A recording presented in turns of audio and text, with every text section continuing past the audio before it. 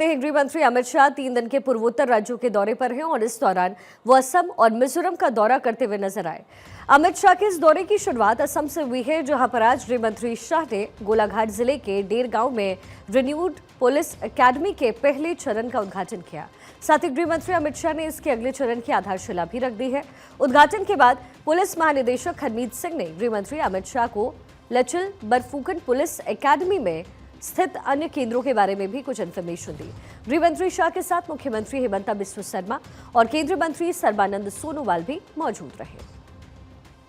340 एकड़ में फैली हुई लचित बरफुकन पुलिस एकेडमी का 2 चरणों में 1024 करोड़ रुपए की अनुमानित लागत से रिन्यूएबल इसका जो है वो किया जा रहा है। इसके पहले चरण में 197.4 करोड़ रुपए की लागत के लिए नए नवीनीकरण के जो काम है वो होंगे, जिसमें 5 मंजिला इमारत का भी कायाकल्प किया गया है।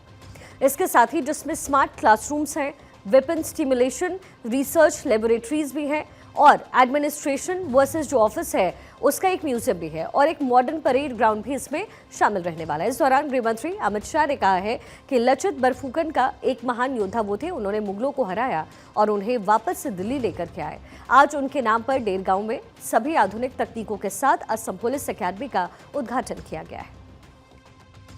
मैं 7 साल का था तब मुझे लचित बरफुकन के व्यक्तित्व के बारे में पढ़ाया गया था, मगर जब तक ग्रेजुएशन किया एक भी पुस्तक में लचित बरफुकन कहीं सरकारी कोर्स में नहीं थे।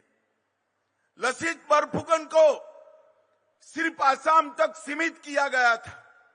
आज लचित बरफुकन की जीवनी 23 भाषाओं में अनुवादित होकर देश भर की लाइब्रेरियों में बच्चों के लिए उपलब्ध है। वो बच्चों को प्रेरणा देने का काम कर रहे हैं।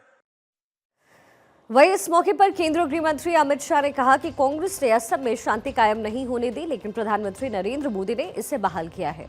इसके साथ ही बुनियादी ढांचे का विकास किया गया और पूर्वोत्तर राज्य के युवाओं के लिए रोजगार सुनिश्चित किया गया। उन्होंने ये भी कहा कि पिछले 10 सालों के दौरान असम में 10,000 से अधिक युवा हथियार डाल करके मुख्य धारा में शामिल हो गए और राज्य में शांति वापस लौट आई। मैं विद्यार्थी काल से आसाम आया हूं।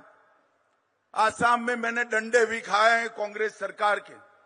साइकिया जी मुख्यमंत्री थे, 7 दिन मैंने असम की जेल की रोटी भी खाई है। देश भर के लोग असम को बचाने के लिए यहां आए थे। वहां से लेकर असम ने लंबा आंदोलनों का दौर देखा है। आज मैं असम सरकार को बधाई देना चाहता हूं। 8 साल में ऐसा परिवर्तन हुआ। ये लचित बरफुकन एकेडमी में 2000 पुलिसकर्मी गोवा और मणिपुर के ट्रेनिंग लिए हैं। हमारा असम शांत हो गया है। असम आगे बढ़ने के लिए तैयार हो गया है। असम विकास के रास्ते पर आगे बढ़ा है। असम में अगले साल चुनाव भी होने हैं, तो स्वाभाविक सी बात है कि विपक्ष पर तो निशाना सधना ही था। तो वहीं गृह मंत्री अमित शाह ने यह भी कहा कि असम में पुलिस पहले आतंकवादियों से लड़ने के लिए थी, लेकिन अब ये लोगों की मदद के लिए है और इसके कारण पिछले 3 साल में दोष सिद्धि दर 5% से बढ़कर के 25% हो गई है। मैं हेमंत जी को बधाई देना चाहता हूं। जब वो मुख्यमंत्री बने, मिलने आए, मैंने कहा था सिर्फ 5% कन्विक्शन रेशियो है, कैसे आसाम की जनता सुखी रह सकती है। इन्होंने 3 ही साल में इसको 5% पर से 25% बनाया है। मुझे विश्वास है कुछ ही वर्ष में वो नेशनल एवरेज को पार कर जाएंगे। ये बहुत बड़ी उपलब्धि है। पहले कोई एफआईआर लिखाना नहीं चाहता था। पुलिसिंग सिर्फ और सिर्फ टेररिस्टों के सामने लड़ने के लिए होती थी, आज नागरिक के अधिकारों के लिए हो रही है। मोदी जी ने जो 3 कानून लाए हैं, इसके सफल इंप्लीमेंटेशन के लिए। मिजोरम में असम राइफल्स की यूनिट को आइजोल से जोखावसंग शिफ्ट किया गया है, जो कि राजधानी से 15 किलोमीटर दूर है। शाह ने इस कार्यक्रम में भी हिस्सा लिया और कहा कि मिजोरम समेत पूर्वोत्तर का विकास हमारी प्राथमिकता है। नरेंद्र मोदी सरकार, मोदी जी के नेतृत्व में 10 साल से पूरे नॉर्थ ईस्ट को मजबूत करने का, एकजुट करने का हर प्रयास कर रही है।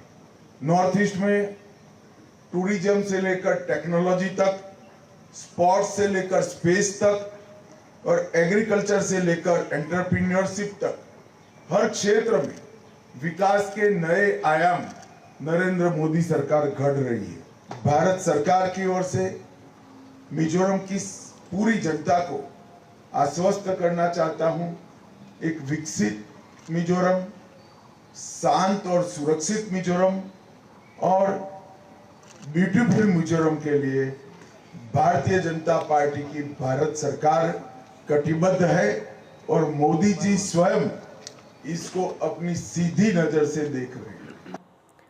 और अब कल सुबह गृह मंत्री Amit Shah all Bodo students union के 97वें वार्षिक सम्मेलन को संबोधित करने के लिए असम के कोकराझार जिले के डोटमा के लिए रवाना होने वाले हैं। शाह दोपहर में गुवाहाटी वापस लौट आएंगे और पूर्वोत्तर क्षेत्र के 8 राज्यों के मुख्यमंत्रियों के साथ नए कानूनों को लेकर के चर्चा करेंगे।